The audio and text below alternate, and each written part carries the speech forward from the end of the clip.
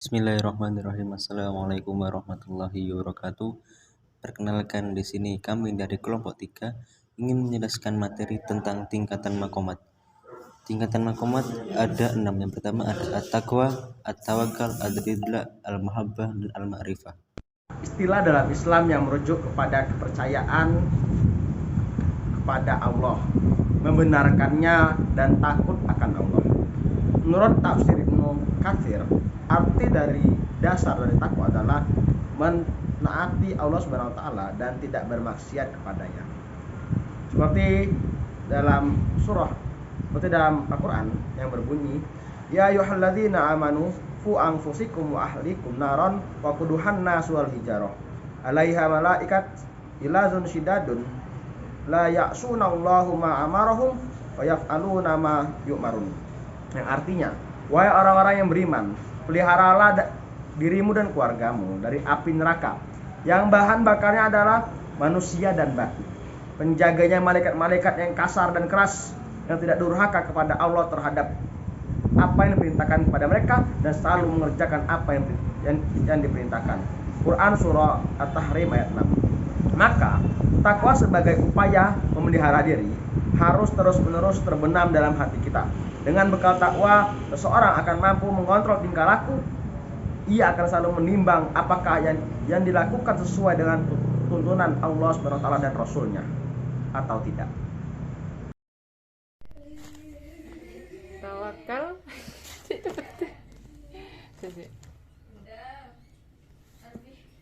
Tawakal berasal dari bahasa Arab wakila yakilu wakilan, yang berarti mempercayakan, membuang urusan, bersandar atau bergantung.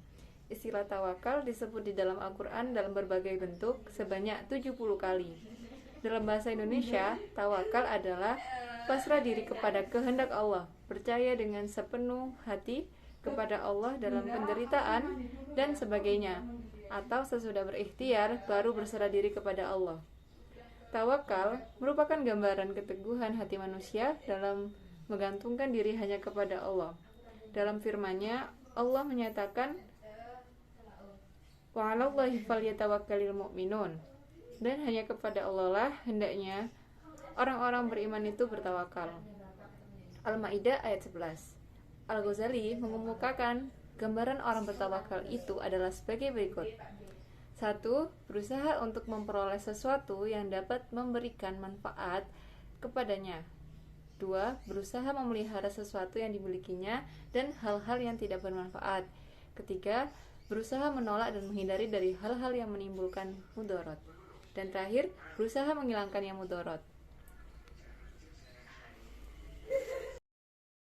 Kata ma'rifah secara harfiah atau semantik dapat diartikan mengenal atau mengetahui, dan dapat diperluas lagi pengertiannya menjadi cara mengetahui atau mengenal eksistensi Tuhan. Sedangkan dalam Al-Quran surat Al-A'raf ayat 46, kata yang serupa dengan ma'rifah Al-A'raf yang diambil dari kata irfan dapat diartikan sebagai tempat tertinggi antara surga dan neraka.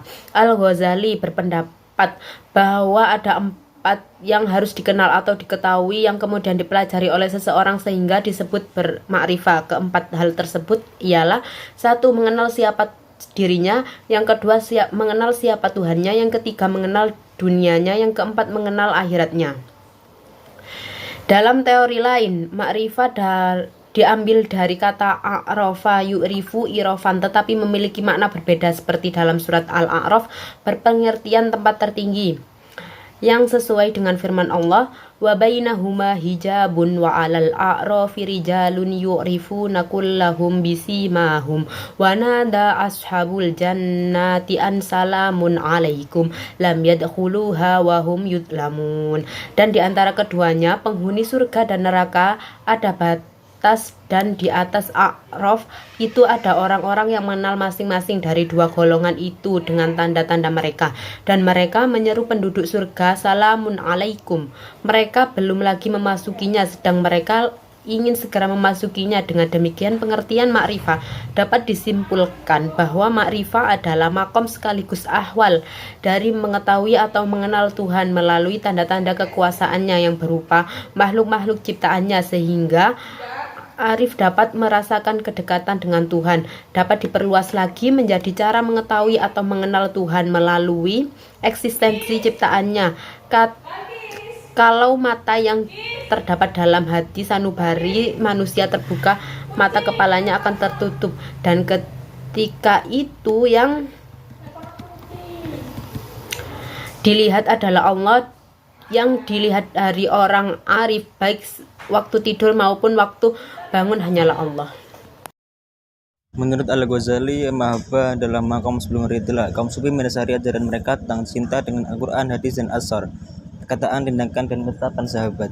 Antara lain dalilnya berada pada Quran Surah Al-Maidah ayat 5, Quran As-Saff ayat 61, dan Quran Surah Al-Imran ayat 31.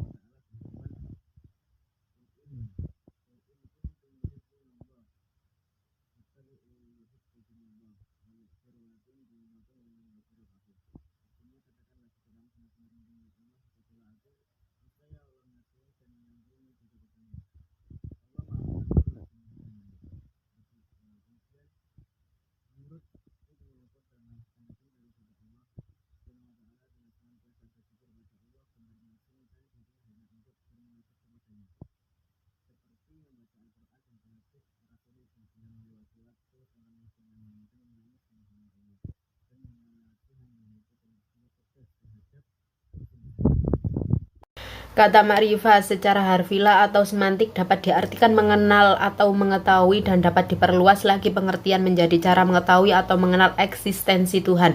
Sedangkan dalam Al-Quran surat Al-A'raf ayat 46, kata yang serupa dengan makrifah yaitu Al-A'raf yang diambil dari kata irfan dapat diartikan sebagai tempat tertinggi di antara surga dan neraka.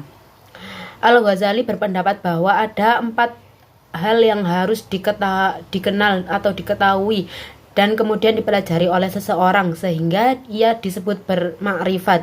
Keempat hal tersebut ialah: yang pertama, mengenal siapa dirinya; kedua, mengenal siapa Tuhannya; yang ketiga, mengenal dunianya; yang keempat, mengenal akhiratnya.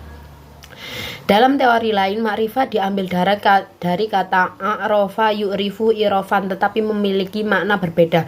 Seperti dalam surat Al-A'raf berpengertian tempat tertinggi, yang sesuai dengan firman Allah, wa bainahuma hijabun wa 'alal a'rafi rijalun ya'rifuna kullahu bisimahum wa nada asbahu jahannam an salamun alaikum.